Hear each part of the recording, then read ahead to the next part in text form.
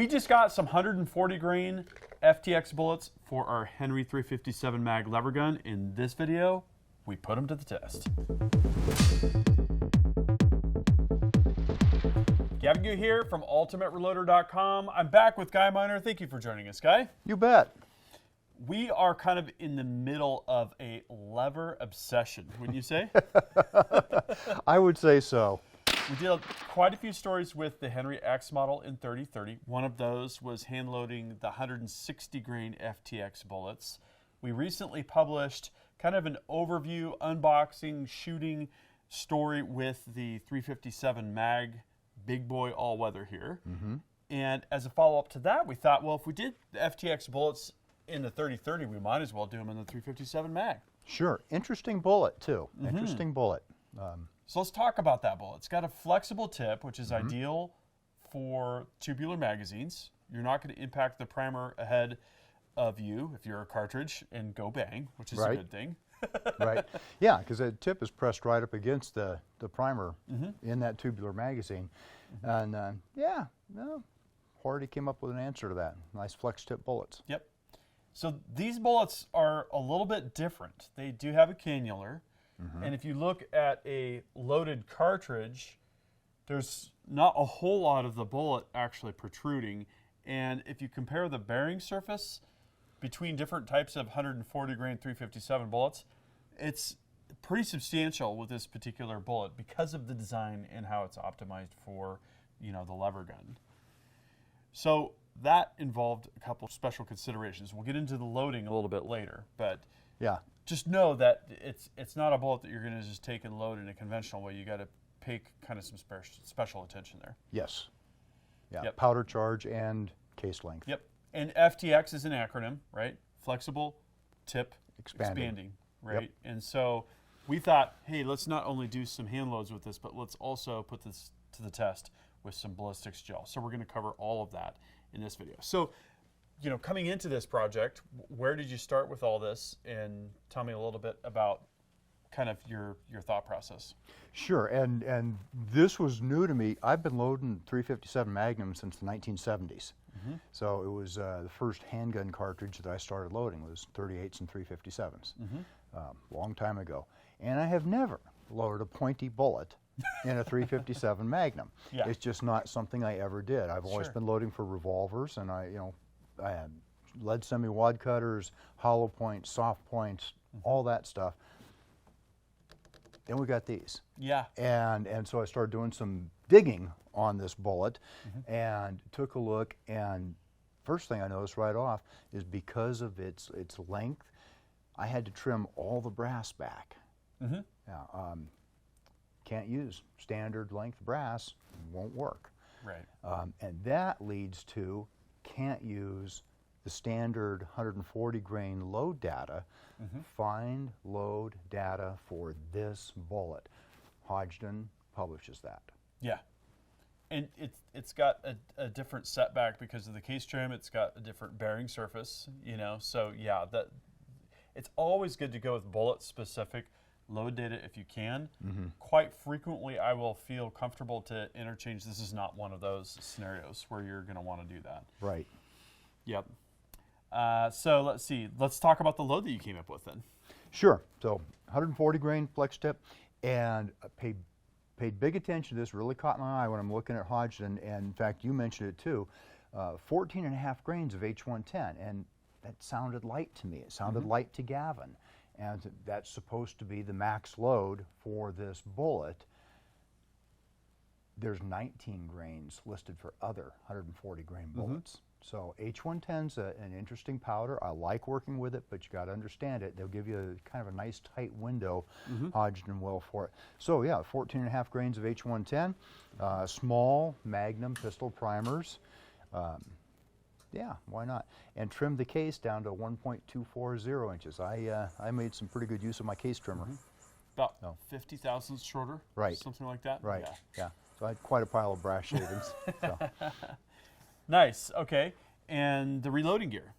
Yep, went back to Lyman stuff. The Lyman All-American, the big turret press, My 8 goodness, stations? yes, Yep. 8 stations, and I set up 4 dies for this. I had a decapper and sizer, which I didn't need to use because I started out with brand new brass for this. Okay, gotcha. So I went ahead and then have that case belling or flaring, and then the cedar, and then I used another cedar die for the roll crimp. Nice. Yeah, that Separating made it out. really, and on the turret press, that is just really fast to go Click from from seating one, the click to the bullet, next, yep, yep. and then you're going ahead and crimping it. Nice. It's really nice. So that worked out well. The powder measure, you know, we've talked this way about the spherical powders before. So nice on the metering. I wanted to take a look at H110's very, very tiny little granules and little spheres, and I was throwing 14.5, 14.5, 14.4, 14.5. Like, wow. And that was with the Lyman bench Yes. powder measure? Yeah. Yes, very, very nice. You know, and that's just real nice to not have to worry about that. Yep. And make sure that your loads are all going to be nice and consistent.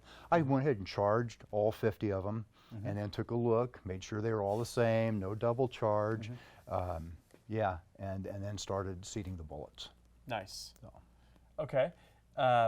As a follow-up, it'd be interesting to take a look at a progressive press and kind of compare loading 357 on this equipment, and then, you know, I know you've 99.9% not loaded on a progressive, and I'm going to continue to push you towards that. I'm just not a very progressive guy. Hey, well, what can you say, right? So, chronograph results, right? This is going to give us a good benchmark on the overall performance. What did we see there? 1,500 and a little bit feet per second average, and I thought a decent spread, not wonderful, but 29.7 on the SD, 69 feet per second for our extreme spread. This is out of the rifle, and such a pleasant load to shoot. I mean, this is supposedly a max load, H110, 140 grain hunting bullet type bullet, and it just this little nudge. It's very, very nice to shoot. Didn't do any serious accuracy testing, but we didn't miss anything either. Yeah, I took a couple shots. In fact, I didn't tell you this yet, but across the hood of your Jeep, I was careful not. Across the hood of the Jeep. Yeah, yeah. Okay. Yeah, it didn't hit anything, I'm sure.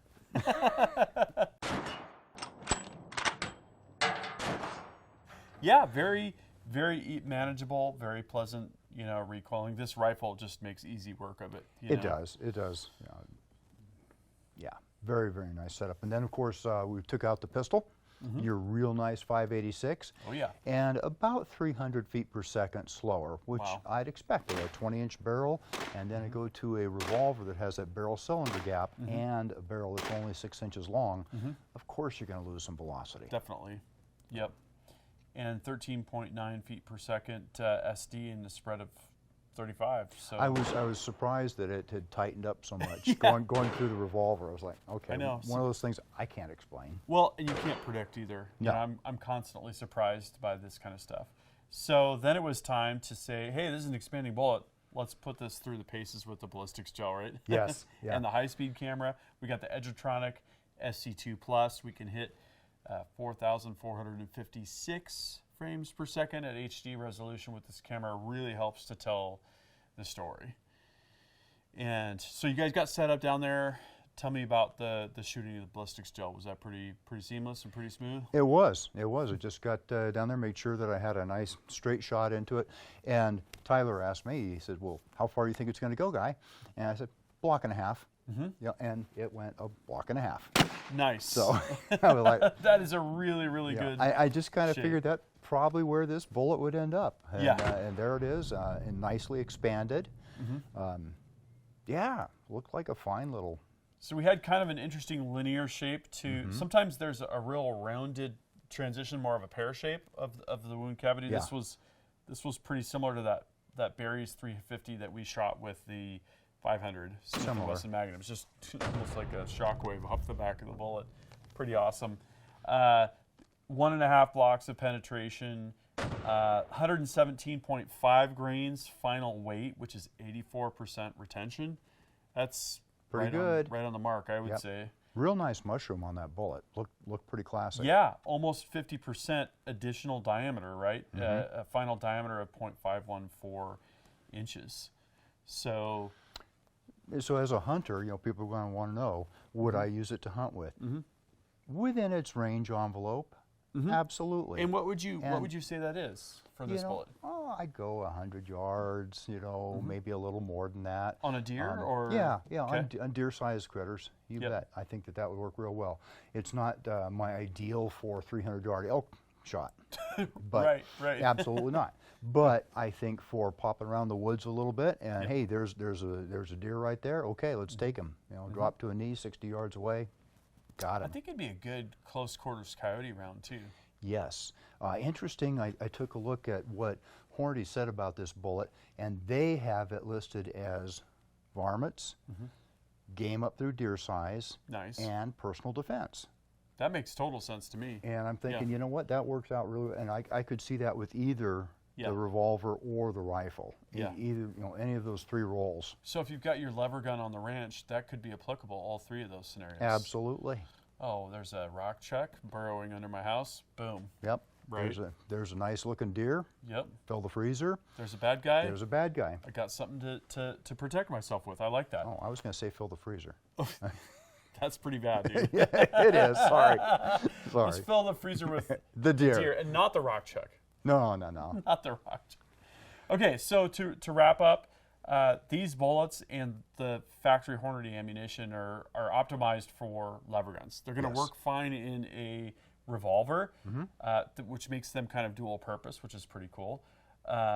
If you do hand load them, pay special attention to that trim 2 length and also your load data to make sure that you're in the proper envelope for this very unique bullet.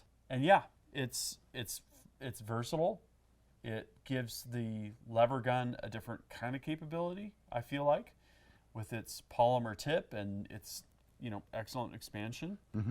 And it's right there kind of in the median weight range as well. It is. It's right there, normal weight range for 357. Yep, I like that. So here's what we'd like to know is, are you loading FTX bullets? Are you shooting FTX bullets, or are you hunting with them? Tell us why you've chosen that bullet and what you're doing with it specifically. We've got 2 options now, 2 different lever guns and 2 different FTX loads that, you know, we've come up with and we've tested now. We didn't do ballistics gel with the original FTX that I recall. Not yet. Maybe that's a good next step. Perhaps, yeah. The 30, 160 grain. That'd be interesting to compare how it fares against this one. Absolutely. Also, what are you doing with your lever gun? What cartridge are you shooting and what kind of fun are you having with it? Drop that comment and we'll start that discussion. Thank you, Guy, for putting this together. That was a lot of fun. Oh, thank you. It was fun. Yeah. That concludes this video, and that means it's time to wrap it up. I hope you liked this video. If you did, please give it a big thumbs up. Also, make your voice heard. If you have something to say, please drop a comment. Make sure you're subscribed with notifications because you're not going to want to miss the awesome content that is coming up. And finally, flex your reloading pride. You could look great in one of these t-shirts. We've got multiple designs at the Ultimate Reloader store. I'll see you later because I'm off to go shooting.